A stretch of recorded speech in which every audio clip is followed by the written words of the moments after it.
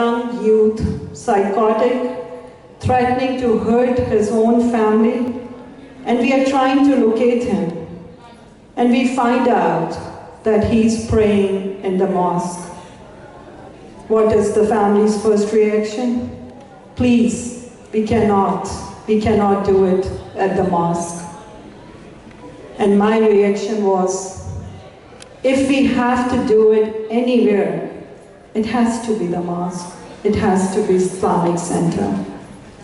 The more I worked with this community, the more I realized how important our faith leaders, our religious leaders, our imams are in this personal jihad. I call this my personal jihad. I think taking care of mentally ill, creating awareness and acceptance of mental illness is a jihad. And I think imams are a very important stakeholders in this process. It's fortunate that over the years, all the faith-based communities are realizing the importance of bringing faith along with mental illness and mental health. They are using faith as an important tool of resilience.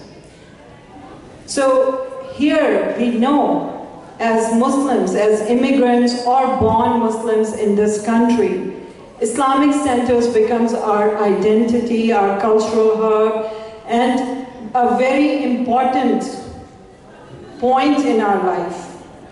So one psychiatrist put it very nicely for me, that in each one of us, in our minds, there is a table, a jury sitting, which is validating our every actions, or negating them, or invalidating us. So on this table, this jury, who do we have? We have our parents, we have our extended family, maybe our colleagues, but we always have an imam sitting there, right?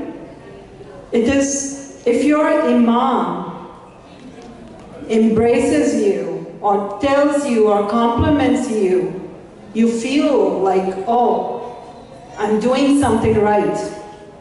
But what is very interesting, that when you look at the religion, we do not have the concept of clergy or priesthood in Islam. What did God say? That I'm closer to you, like your carotid, right? As close to you, close carotid. So, but what we know is that the imams, they hold that differential place in our lives. So there is a difference. So I'm very limited in my knowledge, and maybe Imam present here can talk more about it, the role of Imam. But there is, what the researchers says is, the Sunni Imam is, anyone can lead the prayer if you are a righteous person, if you have knowledge of Quran, and if you are worthy in the community, you can lead the prayer. But right now, given the reality of being in this country, we see imams playing a more important role, which is not only running the Islamic Center, but also doing important issues, dealing with important issues in the community. In Shiite Islam, there's a more prescribed role for the imams. So I will not talk more about that, but just wanted to put that out there. So when I started working with other interfaith initiatives around mental illness and faith-based mental health initiatives, I realized every other faith is talking more about the health of the provider, health of the clergy, health of the rabbi, what's their mental health like. And where did these initiatives started? Because there was a high rate of suicide happening in clergies. And when I looked at our literature, there wasn't enough literature there, and there was absolutely no literature around the mental health of the imam, or how they are coping with the distress of handling this big congregation, this new demands on them, how the new political spotlight affecting them, and how are they dealing with the mental health of the congregation. So I just wanted to share with you that mental illness is a huge burden.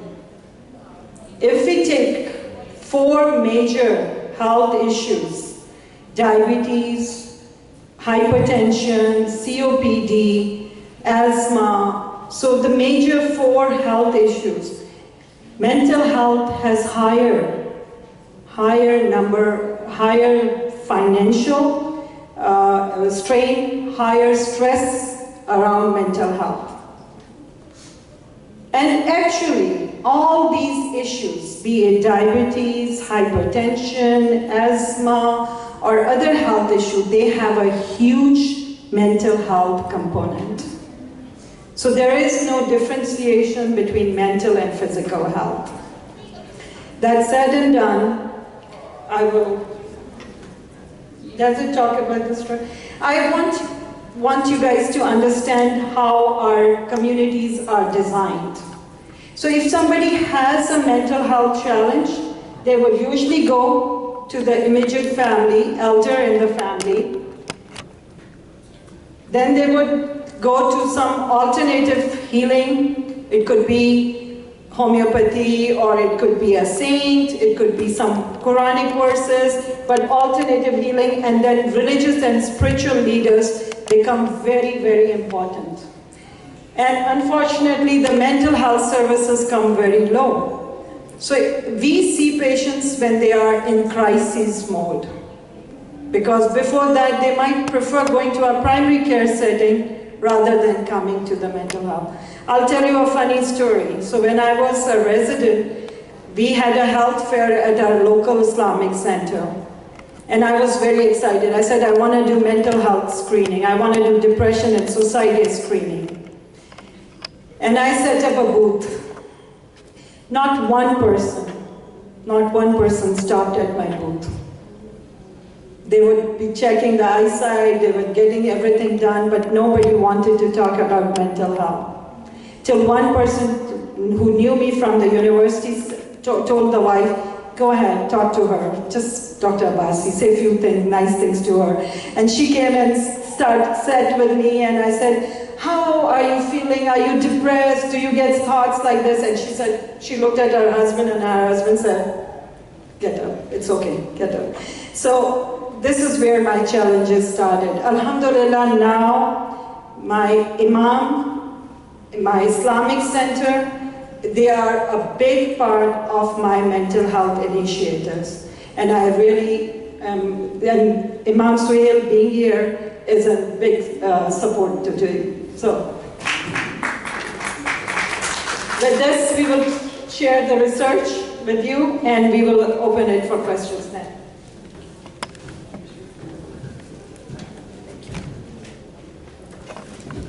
Jazakallah khair. Inshallah, now we'll go to Sister Reham Gassas. Sister Reham is a couple and family therapist at King Abdulaziz Medical City in Riyadh, and a doctoral candidate at Michigan State University in Human Development and Family Studies. So you have the stage.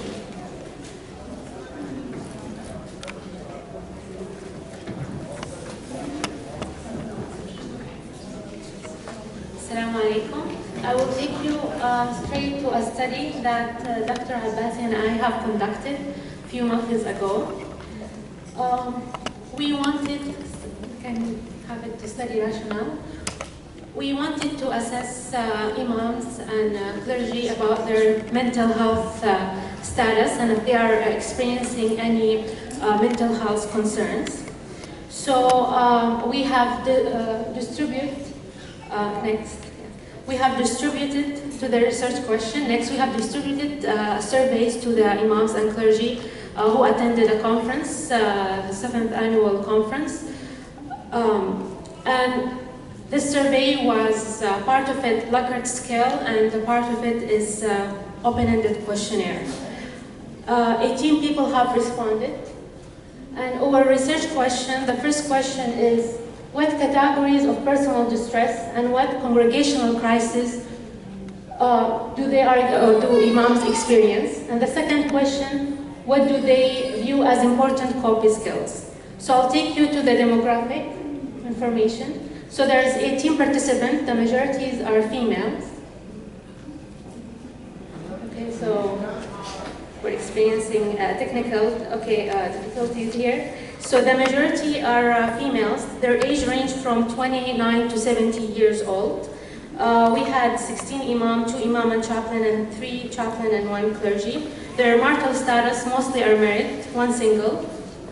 Ethnic and race, mostly 44.4% were African American, and the rest came from other ethnicity, Middle East, South Asian, white, and others. We had a very multicultural from different nationality backgrounds, but 5 of them are from the USA. In terms of the level of education of the people who participate, 50% hold bachelor degree, and 22.2% hold master degree. Oh, okay, so now it's showing, good. So maybe we can skip into the results. Okay. So as I mentioned before, there's 2 types of question. One Likert question. So looking back over the past year, how often have you experienced stress as a result of the following? Next.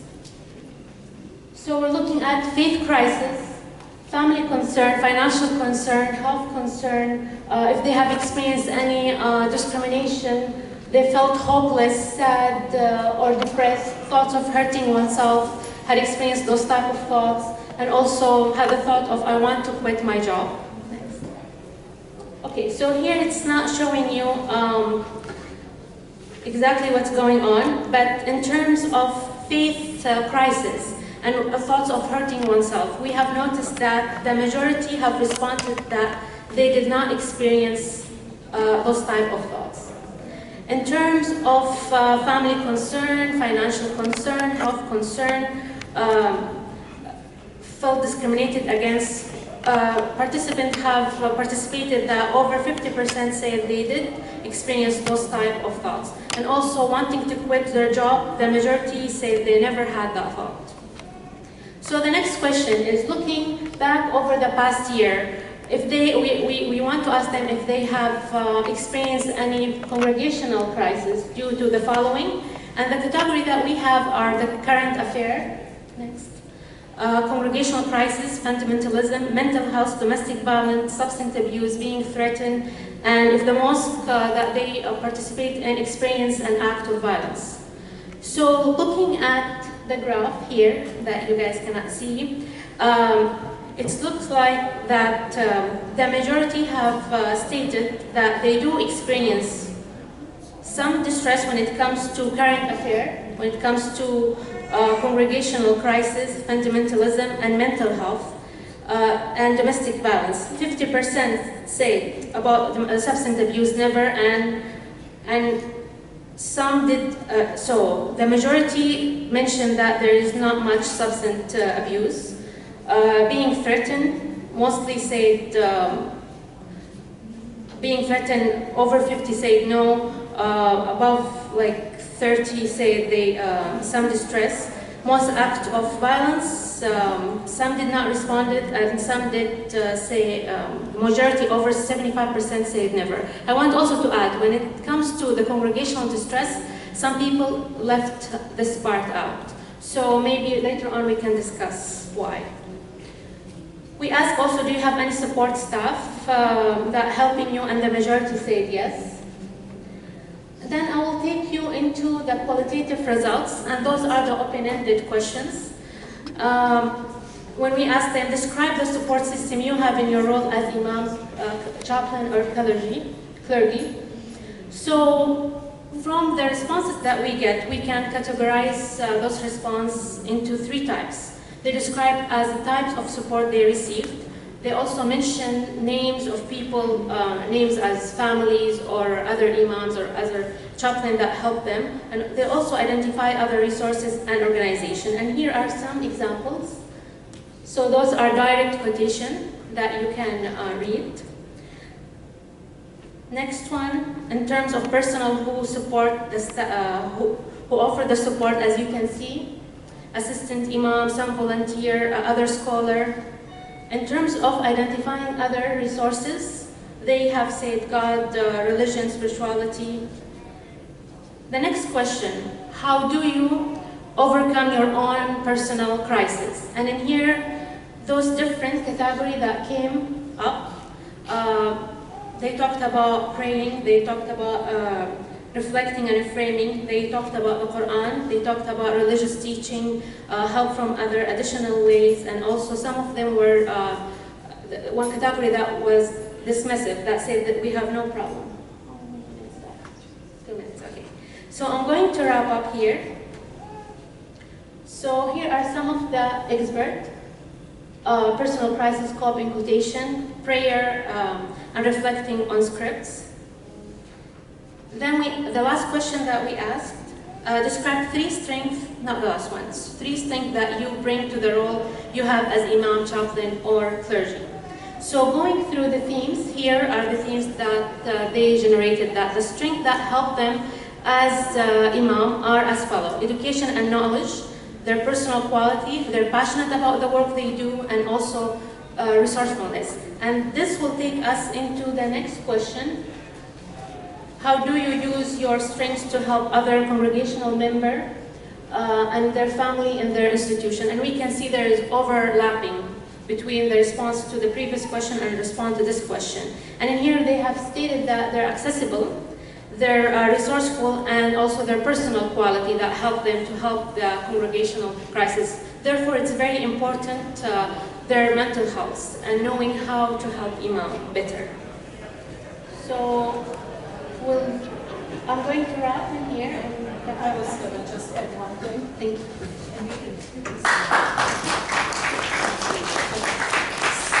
So just compiling the results, it is overly positive result. Imams said that they are not that distressed and that their faith is their coping mechanism and is their source of resilience. They also identify that they they are very contented with their job and that they're dealing with the congregation stress very well. I hope that that is truly reflective, and that's why I'm hoping the 2 imams here will discuss more about the stress. I feel like because of the mental health, still this was the first questionnaire of its kind. But one thing that did stand out really prominently, and I would hope the imams would touch on that, one thing did stand out really prominently, that the current affairs was the biggest source of stress for them in the congregation. So thank you.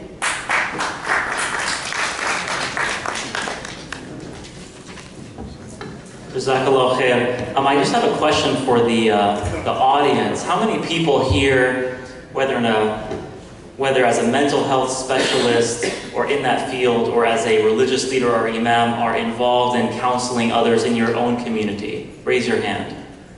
Play a counseling role. Okay, so it seems about half of the people here, inshallah. So this is very interesting because we're actually looking at it from the angle of the imams and the scholars who are doing the counseling, how it's affecting them, and how, basically I really want to get to a dialogue as well, inshallah, to see like how every imam, scholar, and counselor out there is coping with the issues they're facing in their own communities. So inshallah, we're going to move now to Imam Magid. Imam Magid is the executive director of the Adams Center in the Northern Virginia area, one of the biggest and probably most successful masajid and Muslim communities in the country, and he was most recently the president of ISNA. So inshallah, Imam Magid will take the stage now.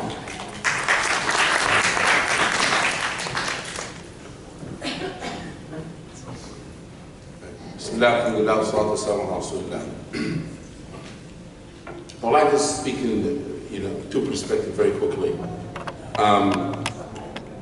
I don't believe that the Imam will say we have no stress.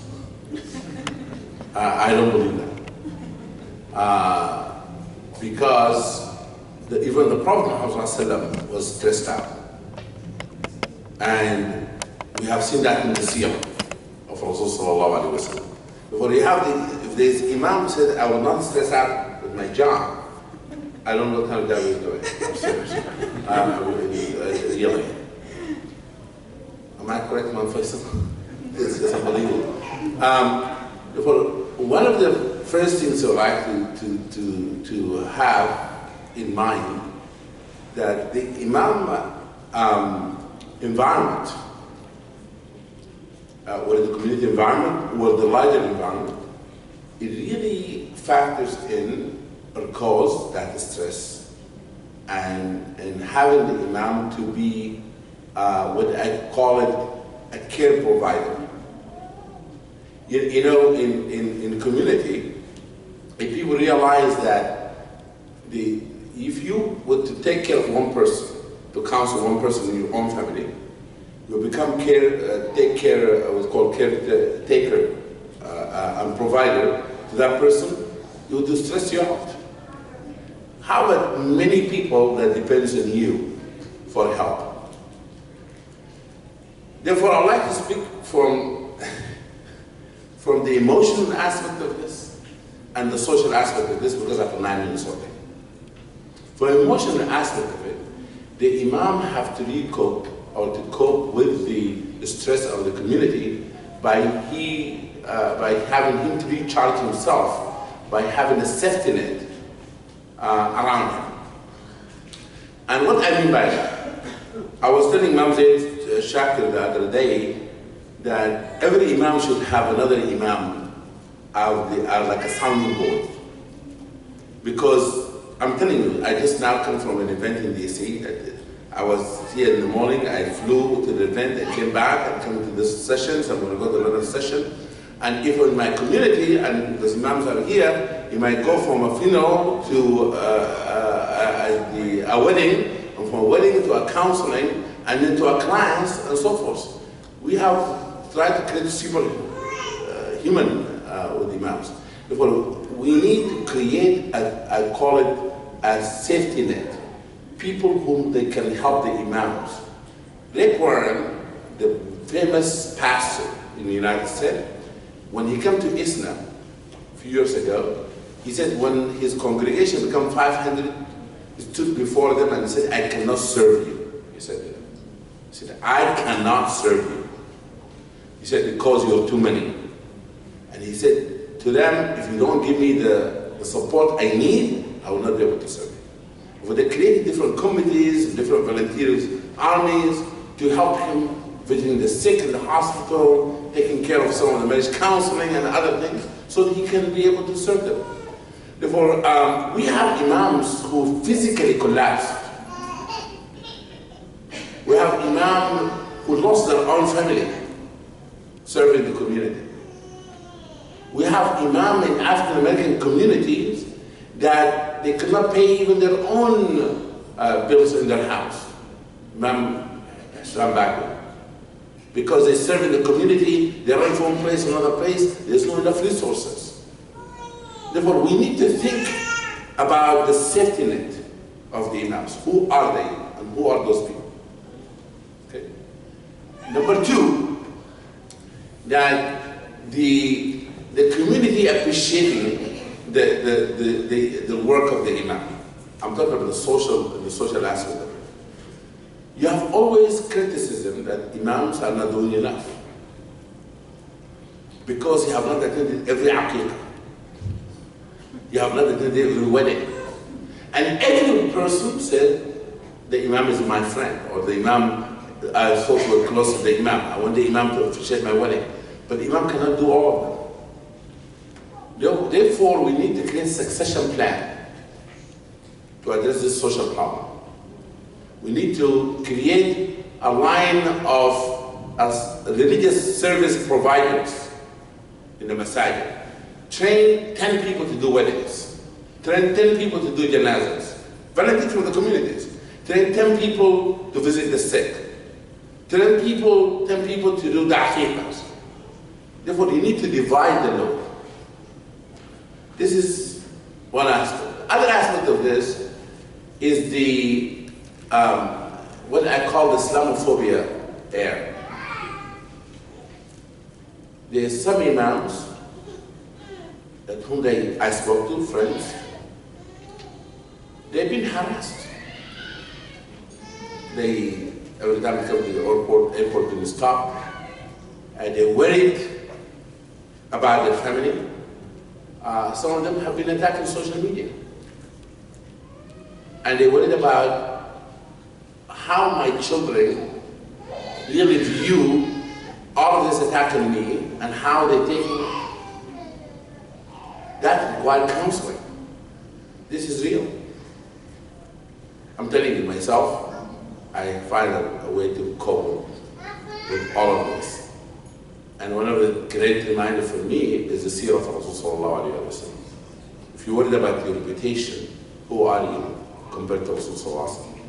If you're worried about, community challenging, who are you compared to Rasul sallallahu alayhi wa sallam? But that seerah makes you reorient yourself, refocus, that your mission is a prophetic mission. With all the negative things you're going to hear from the larger community or from your own community. But Rasulullah has his wife at home. Imam, they must have healthy marriages. The imam have to speak to their spouses about their job. And they have to be able to spend time, and that's what I'm trying to do, at home. When you come home, you need to turn off your phone. If you don't have a supportive spouse as an imam, you are in trouble. If you don't have a supportive family, you're in trouble. We have imams who their marriages are falling apart. Am I correct? This is reality. Therefore, when we talk about these issues, we need to be more open, I think, about it. And I have 2 minutes left, but those are general thoughts. Maybe I should write an article about this issue, how imams should cope with all of the stress we have. And by the way, just let me tell you something from the seerah of Musa alayhi salam. Musa alayhi salam knew his limitation. When Allah asked him as a prophet, he said, I can't do it by myself, I need Harun. Who's the Harun for every imam? What is your Harun? Ashud bi athri wa shukku fi amri. We don't have that. Or Umar radiallahu anhu, when he was asked, what do you wish? He said, I wish a mosque full of Ubaidah ibn al-Jarrah. I need a mosque full of caliber, pure of the caliber of Ubaidah ibn al-Jarrah. Well, we have to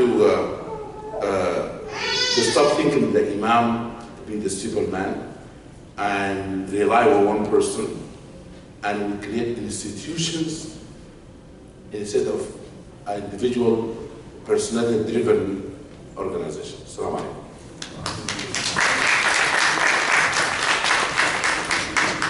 Jazakallah khair, Imam Magid.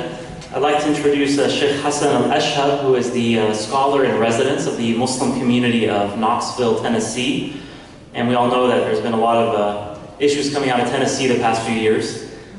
Recently the Chattanooga shooting and others that has obviously affected the congregations in that state. And he's also the founder of a new seminary called Taysir Seminary, which is launching this fall in Tennessee. So we'll hear from Sheikh Hassan and then we'll have an open discussion with the audience.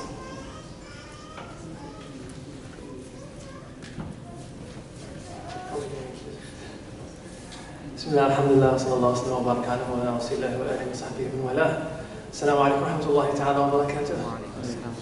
I'd like to talk about two very important points. The first one is, as religious leaders of the community, we're at the forefront of dealing with the issues with mental health and stress that you can see all over. In the families, in the youth, in the boards that we attend. Sometimes somebody's stressed out with their jobs and with their families come and take decisions about the community that are really, that decides the fate of the community. But before I do that, there's something that really caught my attention at the beginning, scary thing, right? But it's real. The doctor and the sister started with the question about, or with the statement that, the mental health state of our religious leaders. And the reality is we have to think about that a little bit, because a lot of us come from places that in which we had serious traumas, serious exposure to violence, serious exposure to family abuses and things like that we've seen firsthand in our back home or in our society that we're normalized with. And now we're good at hadith and we're good at Quran, we're good at something, and then we become leaders of the communities, and that stays with us. And a lot of imams had issues, like seriously, as the community grows up, as the community goes on bigger and bigger and bigger, we're going to end up with people like that standing up in the pulpits. They're already there, right? And then we end up with people losing confidence in the pulpit, losing confidence in the religious leadership, and we end up with sick people leading sick people. And that is the reality that's going on right now. So, and this is scary. Right? So we have to pay attention to that, and we have to face it with zeal, with courage, and with strength. Right?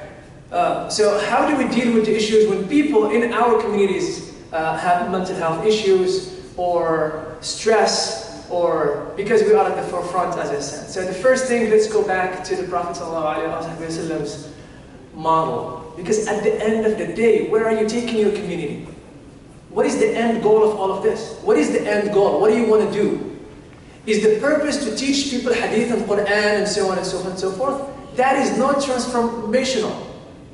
It is not. Ilm by itself is not transformational. I'm going to repeat this again. Keep on focusing on hadith, keep on focusing on Quran, keep on reciting and doing all of that. Keep on focusing all on the fiqh, the ephemeral, the outwardly stuff. And you'll end up with people harboring all kind of disease inside. It does not change. Imam Ghazali said it, he said, فَإِنَّ الْإِيمَانَ لَا يَحْصُلُ بِتَفَاصِيلِ الطَّلَاقِ وَالْعِتَاقِ. That building faith that is transformational cannot happen by just teaching the details of fiqh. Right? So we have to dig deeper. We have to give our community a deeper experience about religion. And the deeper experience is that it has to be a deep spiritual experience, right? The Prophet ﷺ opened up to society in a way that is just amazing. I'll give you 2 examples and I'll move on. 2 examples. You can ask questions afterwards and we can have a discussion. The first example is, we see it in the Shama'il that the Prophet ﷺ was described to us that a lady, في عقلها شيء. Sayyidina Anas is narrated. Hadith Sahih. كانت امرأة في عقلها شيء تأخذ بيد النبي صلى الله عليه وآله وصحبه وسلم ويقول لها يا أم فلان يا أم فلان اجلسي في أي طرق المدينة أجلس إليك. It's like, so the lady would come, described in the hadith. Look how elevated is the message about those people who are struggling or those who have health issues.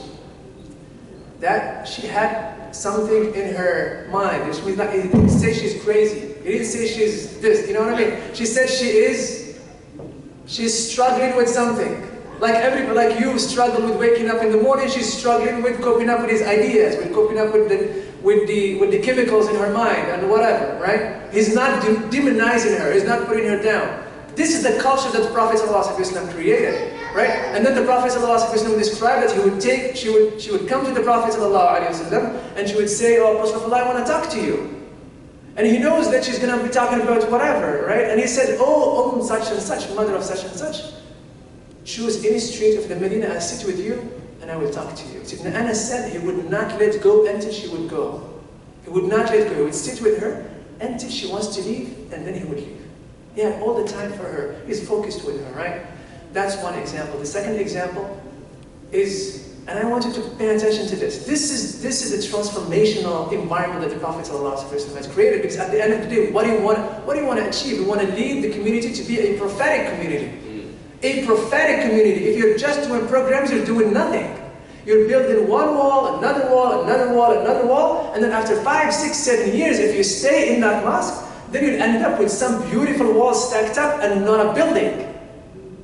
Right? This is what programs do. We want to lead people to transformation and change. That's the role of the imam. After 5 years in that community, where did they get them from point A to point B? It's not just like stacked up programs for them. Right? The Prophet ﷺ opened the society to this. Like imagine this, right? You all know this. Imagine, but I want you to imagine this. This is not normal. A young guy dealing with issues of desire did not go to his dad, did not go to his mom, did not go to his peers. He went to the Prophet ﷺ. He said, "O Apostle of Allah, allow me to commit adultery." Now the question in here is that what type of relationship the Prophet ﷺ had with the youth, that he opened up their heart, that they can come to him with that. Do you understand what I'm talking about in here? Just try to imagine somebody feeling, he did not rebuke him, he did not say, hey, shame on you, coming to the Apostle of Allah, telling him how to get it going, like, what's going on with you, man? And so on and so forth. Right? He did not rebuke him. Rasulullah told him what?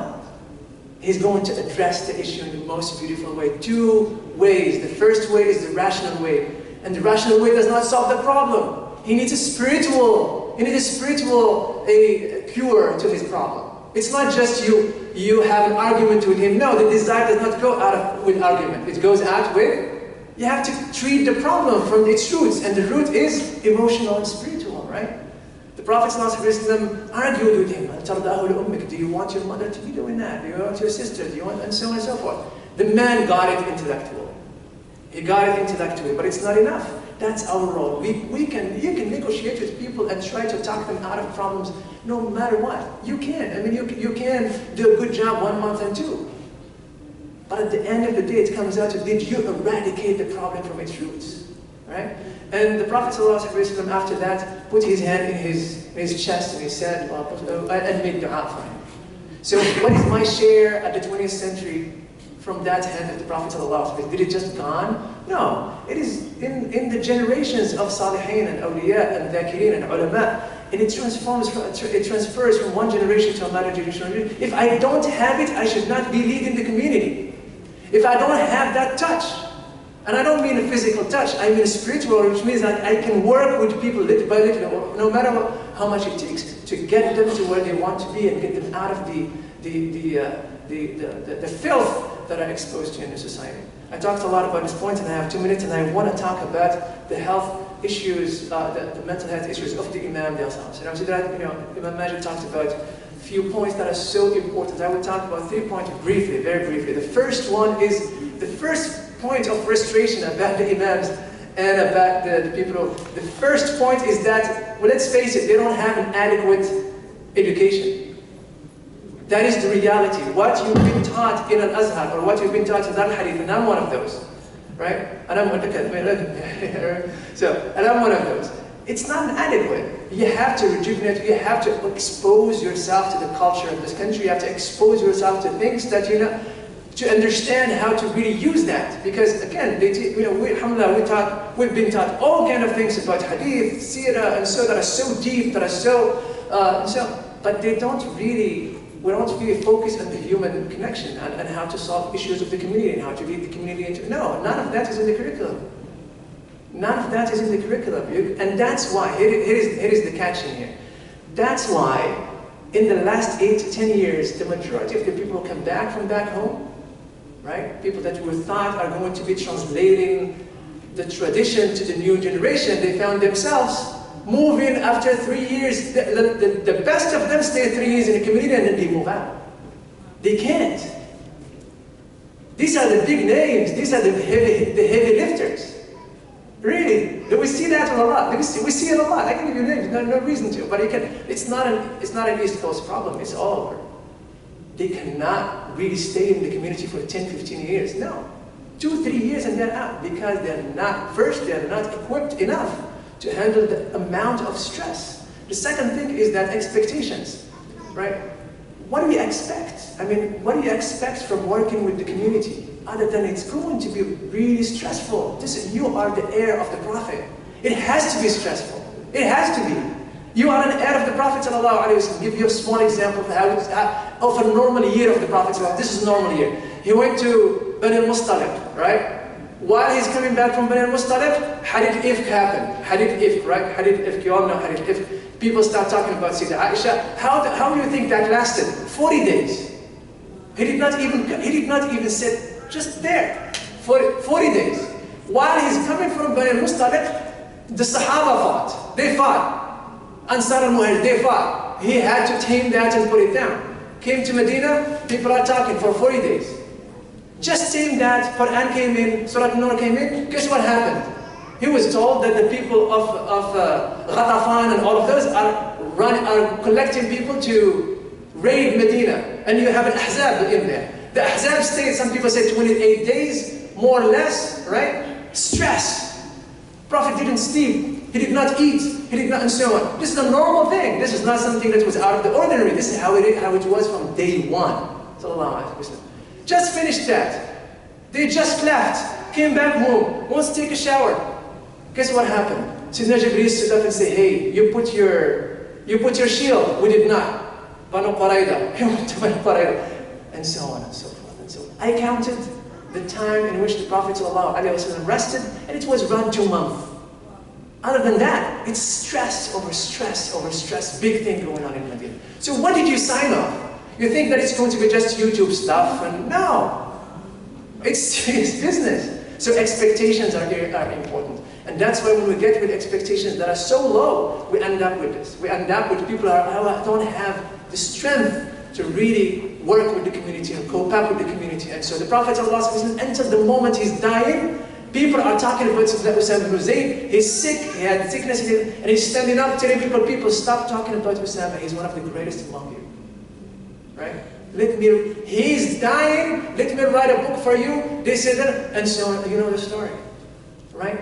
Stress and stress and stress. That's what it is. There is no job that breeds, no job that success in it breeds, stress more than the da'wah. Success in the da'wah does not bring ease. It brings more work.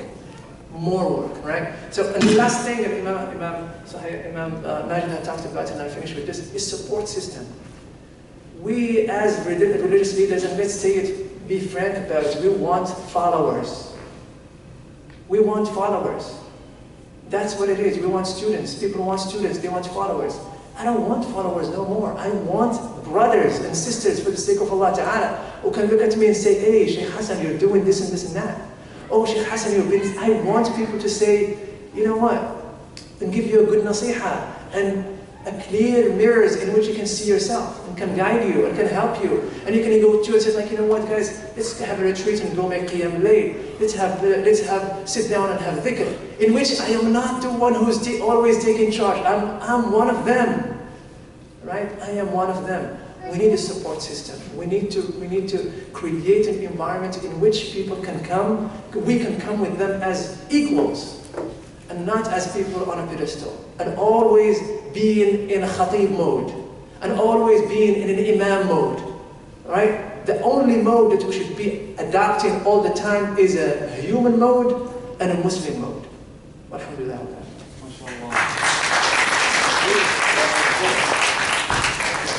Jazakallah khair, Sheikh Hassan. So we have about 8 or 9 minutes. We're going to go a little over the time, so we can have some good discussion here. We want to ask that if you have a question, to keep it very brief.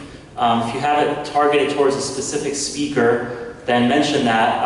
Otherwise, we'll just ask the speakers who want to address those questions. So, any questions right now from the audience? Yes, Brother Riyadh. Assalamu alaikum. So, I guess one of the questions that I'm not sure exactly how it ties in, but in that role of serving the community, perhaps as a counselor and so forth, how do you define, or where can you find that space where somebody really needs professional counseling, versus something that you should take on as an imam? Because I think if you're in a position to cause harm, if you don't properly identify that line, either they don't get help they desperately need, or you actually cause harm because you're really in over where you should. and you just have that false idea of yalla, believe in Allah subhanahu wa ta'ala, read more Quran, make some more dua, type of thing. So I'm not about the fuzzy cases. I mean, there's clear cases on either end, but how do we define that line, and how do we go about perhaps encouraging one thing or another? So when does an imam refer someone to a mental health professional, and how do you determine that? So, from my own experience, I work with mental health professionals in my community, and we create a referral system, and we do have a social worker. When we identify a person that needs therapy or mental health, we refer them to the mental health professionals. But I would like us to say that be careful when the imam themselves emotionally stressed out, and somebody asks him a question at the time that they're about to themselves to break. If you imagine if you have a day that you have 7 and 8 events, one after another, and you're emotionally exhausted, and somebody comes to you at that moment when you're closing the mosque and says, I really need to talk to you, 5 minutes. 5 minutes. It starts with 5 minutes. Brother, 5 minutes only. Can I take for 2 minutes? Or 3 minutes, 5 minutes? And then it is not 5 minutes. He tells you, my daughter thinking about committing suicide. That's not 5 minutes conversation. Seriously. What he would tell you that, I just discovered that, I have a terminal illness. What should I do? That person desperately wants your attention, but he wants you to know that if you were to talk to him, that he really needs you more than 5 minutes, but he wants you to just to hear. What do you do at that 5 minutes? Most of the imams, they will be emotionally sympathizing with that person. They will talk for that person for half an hour or 45 minutes. But you have mental capacity that's limited. No matter how much you're going to help them, you will not give them your best. You will not give them your best. For what I would suggest is that the imams should always learn to say, this brother, this is not 5 minutes conversation. What not? Why not let's talk tomorrow? Or I can refer you to somebody else. After you come for 5 days, 10 minutes or so, whatever it may be. But you cannot do justice to that. The final things I want to say about the imams and people with mental health, sometimes you don't realize how serious it is, the person who's talking to you, of their mental illness. Therefore, we cannot refer to everything that ruqya, with all the respect to the imams. Not everything is ruqya. Quran it heals, but some people have really serious mental health issues that we cannot handle it ourselves. I'm so glad that we have professionals here starting with this survey. I would like to have this to be a series of surveys. Maybe you can ask other questions to the imams. Actually, I will build on that. I think when I saw the results, my biggest concern was that I felt the answers were very guarded.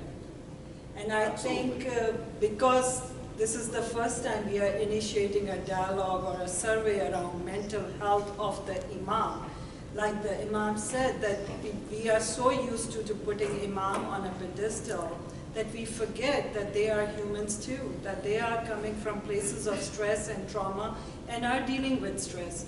So actually, the wordings I used was, I was concerned when I saw the overly positive results. And only one person agreed that they once got the thoughts of hurting themselves. Only one person.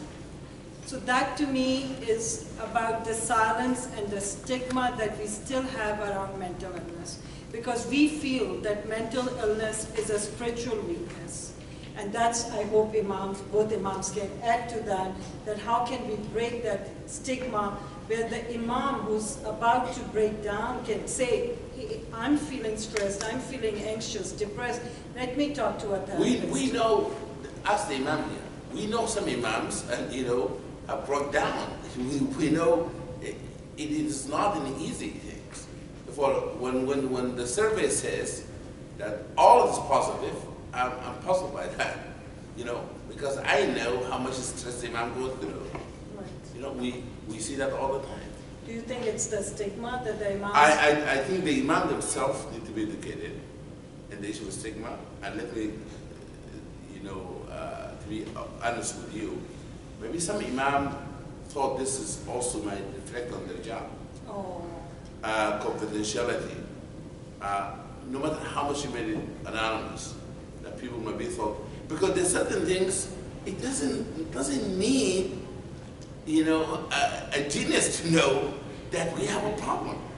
And by the way, the good things about your survey, you have so many good things about it, but the good things here, you start the conversation so that we can become more honest to say, is the result, is it honest? This discussion itself is healthy.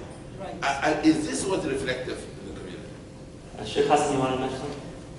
I just feel that, part of the job of the imam is to know your limitation. Just like know who you are, know your training, you know where your limitation. You never counsel people or things are really, you don't wear the Superman cap and try to. You're going to mess it up badly, and we've seen this. We've seen it multiple times.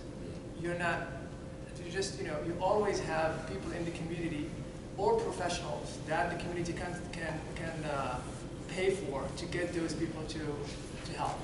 Know where you can really, this is what I can help you with, but I can lead you to, why don't you go see brother and such, doctor such and such, and doctor such and such. And I will call them to get an appointment for them. The most important thing is we have to normalize people seeking help when it comes to mental health. We have to normalize it. It has to become a normal thing, just like what the Prophet did. And that's so crucial. I really hope that So the shift there, this might be just a final, we can have a discussion afterwards in the hall. I just want to be sensitive to the next session as well, but quickly if you can ask your question. There is also a survey being passed out about this session that we'd like you to fill out, or volunteers passing out. I wish we had more discussion, but anyway, as an imam, I think this topic is amazing topic. Speak a little louder, please. Louder? Imam, speak louder already. Like on the minbar. So my point here is that I'm imam, I am stressed, I am burned out, drained out. I think this is unnoticed in the community. That the poor, the people, I think Christians, Jewish, rabbis, people, other congregations have a mechanism for their professional leadership how to cope with the stress, with the depression. We need to have that. Yes, I agree with my brother, my colleague, Hassan. Yes, you are in the prophetic mission. You have to be stressed. This is the normal job of a man. Yes. We expect that, but how we cope with that? We can't survive.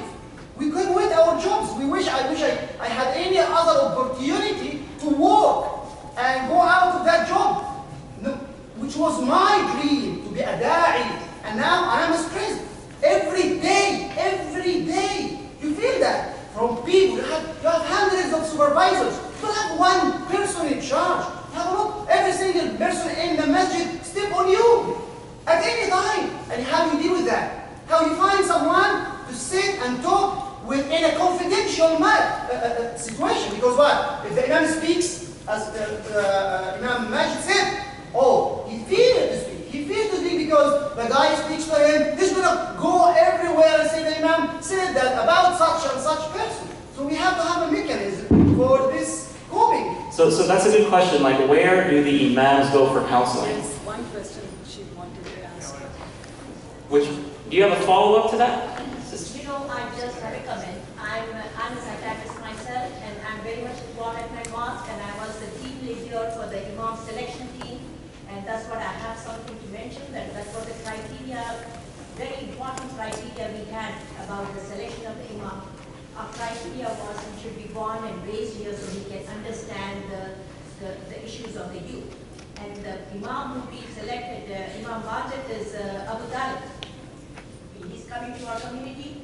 He's a MIT graduate and all that. He is very much dedicated, but he said, I'm not a Superman. I need a lot of support and a lot of infrastructure. And that's what when he came in, we discussed in the Shura that we are going to provide him with an advisory team, a support team, so we can negotiate, we can take care of the stress and give him a transition to adjust to the job, and we are going to provide him with a lot of help. And also, the good thing about the previous imam is he knew where to draw the line about stopping when he can stop his advice and refer for mental health. And he always used to refer the patient. So it is very important for the imam to recognize where to draw the line. Can I just add the resource to the imam? So there is a muslimmentalhealth.com. We have created a directory of Muslim mental health providers. You can go there, you can put a zip code, and you can, inshallah, will be connected with either a Muslim psychiatrist, therapist. But my thing is, unless we break this stigma around mental illness, have an open dialogue at our Islamic centers, I think we are jeopardizing the health of the imams and the community and the congregation. So Dr. Farha mentioned a website. Are there any other tangible mechanisms for imams to get counseling? Yeah, because the study went with Quran, with hadith, with prayer, which is, yes, this is how we should be. Self-use of self, or care of yourself. But what are the other mechanisms? Yeah, I would like, we had experience in my community some time ago. It's still taking place. Unfortunately, I become busy not participating.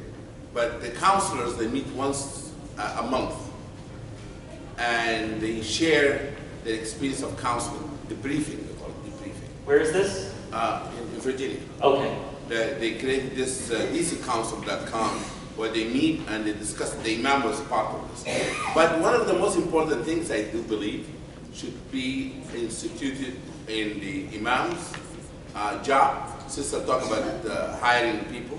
Did you, in your hiring the imam, put sabbatical leave? Sabbatical. Is there sabbatical leave in your imam's job? All the rabbis in this country have sabbatical. All the pastors have sabbatical. All the ministers have sabbatical leave, except imams in Muslim community. They believe that they can work 24 hours, 7 days a week, and I had to take 2 days off of my annual leave to come to the conference. That's another thing, is that sometimes they don't even fund the imams to come to these types of conferences. My point that Muslim community should push for sabbatical leave. The imam have to get the time to re-energize, to educate themselves, to deal with their mental stress. Muslim community, with all the boards, with the respect to the sister there, we have our boards, half of them are doctors, but they don't realize the imam, they need a break. They need a break. They should, in the job descriptions, have sabbatical leave. Yes. 2 months a year to have a break. Sheikh Hassan, I just feel that, there are a lot of things that we have to take from the community with strength. We have to pull out of the community. And I feel that one of them, first of all... You mind speaking up a little? Or you can use the mic if you want. I can't scream more than that. So, I just feel that we should never underestimate the spiritual side of the job. I mean, look, if I don't have time between me and the divine every single day making dhikr to Allah subhanahu wa ta'ala, where is the itma'innan going to come from? I need that, and I need to institute it in my community, and I need to institute it around people around me, and I need to do it every single day. It has to be habituation, qiyam al-layl, and so on and so forth. Because at the end of the day, it's not just empty information that we give. It's information that the soul of comes from our heart. So we need to live it. We need to have time every single day. People do yoga, people do whatever. I sit down before I sleep for 10 minutes, 20 minutes, and nothing is, and I'm going to make dhikr to Allah subhanahu wa ta'ala. After Fajr, I'm going to sit down and make dhikr. This is how we rejuvenate. That's one thing. And that's part of it, not the whole story. The second thing that is very important, let's cultivate a relationship with the people in the community to defend our ideas. With the board, convince them with this is what needs to be done. And if I stay in the community for 3 years, 4 years, and I cannot convince them of an agenda of change, then I should move out.